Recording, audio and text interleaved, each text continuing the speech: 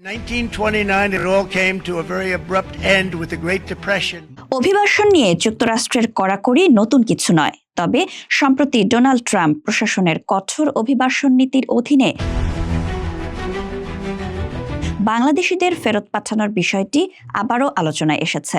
এখন পর্যন্ত 118 জন বাংলাদেশি নাগরিককে যুক্তরাষ্ট্র থেকে ফেরত পাঠানো হয়েছে।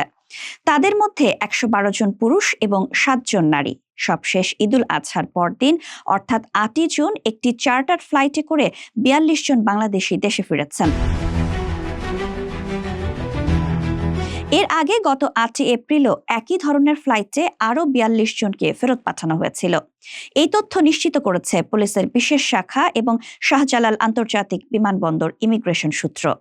ফেরত আসা এই বাংলাদেশিদের প্রতি যুক্তরাষ্ট্রের কর্তৃপক্ষ মানবিক আচরণ করেছে বলে জানা গেছে। ইমিগ্রেশন পুলিশের একজন কর্মকর্তা সমকালকে জানিয়েছেন, ফেরত পাঠানো কোনো বাংলাদেশিকে হাতকড়া পরানো হয়নি। বাংলাদেশের পক্ষ থেকে মানবিক আচরণের বিষয়ে বারবার জোর দেওয়া হচ্ছিল এবং যুক্তরাষ্ট্র তাতে সাড়াও দিয়েছে। এর আগে ভারত ও ব্রাজিলের মতো অনেক দেশের নাগরিকদের হাতকড়া পরিয়ে ফেরত পাঠানোর ঘটনা গণমাধ্যমে এলে ট্রাম্প প্রশাসন সমালোচনার মুখে পড়েছিল। তবে ফেরত পাঠানো 42 জন বাংলাদেশির মধ্যে 16 জনের কাছে পূর্ণাঙ্গ পরিচয় নিশ্চিত করার মতো কাগজপত্র ছিল না।